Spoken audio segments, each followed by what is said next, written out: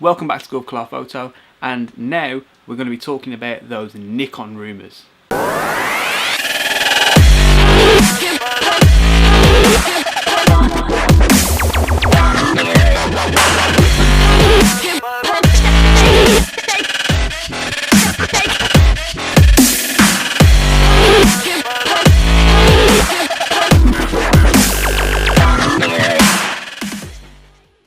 Right, okay, so in the last video you heard me talking about Canon rumours and telling you how DSLRs are dead and all that jazz.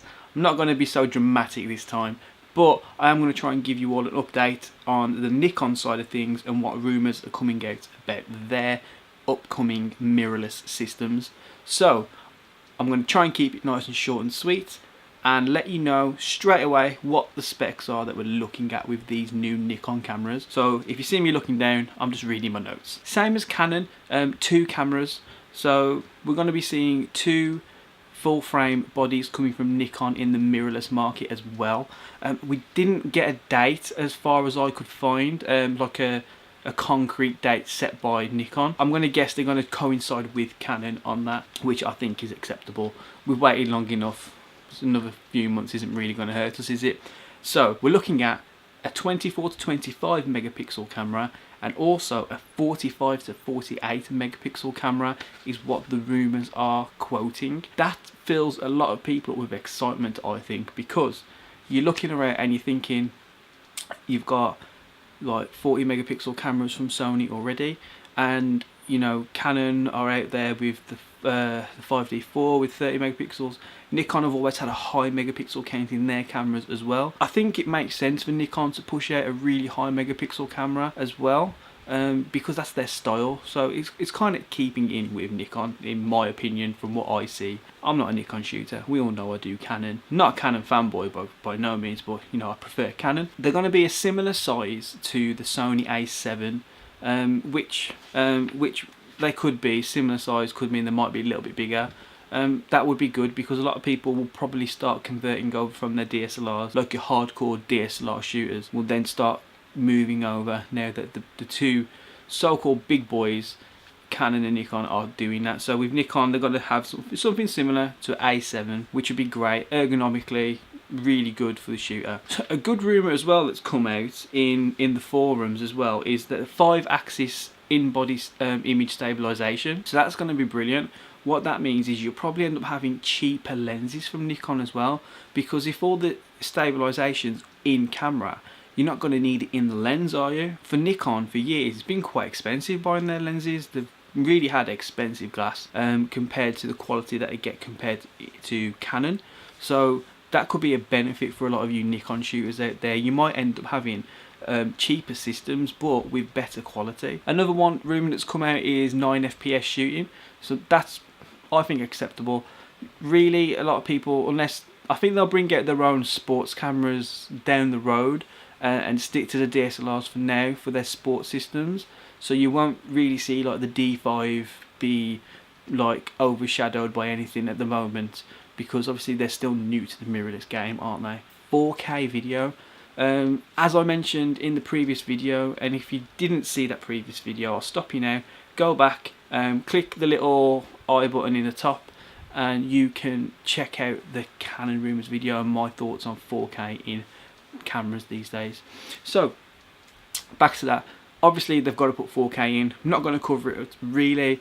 4K should be in there, and hopefully shouldn't be a cropped down version of 4K. It should just be full frame 4K video recording. And last but not least, the EVF. Again, I think an EVF should be just standard. I don't think we should have any detachable EVFs or anything like that. I think it just should be part of the camera. The cameras are going to be light, and having an EVF in there won't add any more weight anyway, to be honest. This is the last thing that I really want to talk about. We're going to talk about the specs today, and I'm really like blasting through them as well. XQD card has been mentioned. To my knowledge, XQD has just never took off. I think Sony brought it in, and they don't even put it in their cameras now. So I'm not sure where Nikon are going with that. But they also got the rumour of CF Express cards as well. which I do believe they're the ones that are cross-compatible with XQD. This is probably my weakest part of knowledge when it comes to cameras, is the memory cards. I know what cards I need for my camera, and then that's where I kind of draw the line. But like I say, I think XQD is not a format that anybody really uses, that it's hard to get them, no one makes them either. I think Lexar did before they went bust, and I think ProGrade are now coming into the market. Well, I'm not sure if they're doing it either. I think they're doing a CF Express, which can be backwards compatible with XQD readers and things like that. But anyway, rambling on, I think the memory card slot thing will be a bone of contention forever, because they might just put one in, they might put two in, they might put two different slots in, so you have like one card reader that's a CF Express and one card reader that's a SD reader. You don't want that, you just want two of the same card. You want to be able to put two exactly same cards in and shoot redundant if you wish to, or just have a backup for when you run out and you can just quick switch to the other card. That's what Nikon's Rumors are floating about. I think that came out on the 4th of July, so we're now on the 7th.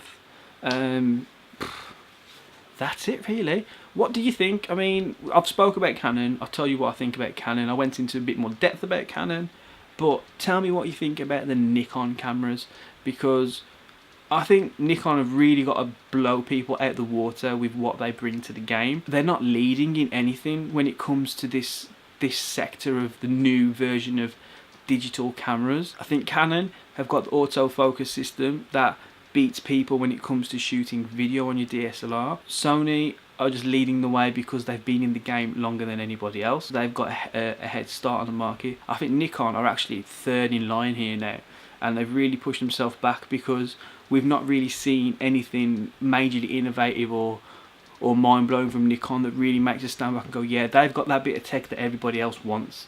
They don't. Sony had mirrorless tech, Canon have got autofocus tech, Nikon have got 100 years of being in the business. I don't know, but you know, it's one of those things. So fingers crossed for all the Nikon shooters and everyone that likes Nikon and would like to have Nikon mirrorless systems when they do bring them out. Fingers crossed for you guys that Nikon brings something out that is a completely new bit of tech that will revolutionise the way that Nikon shooters work and make Canon and Nikon think about their direction in their innovation as well, because it's great having three massive competitors all just like bashing heads together trying to be the best, because we win at the end of the day. We're not losing money in these camera wars, to be honest. We win every single time we win, because we get to pick and choose which ones we use. We get to pick and choose who's the best, and they all give us the best of what we can have. These rumours are fun. It's really cool to talk about the rumours.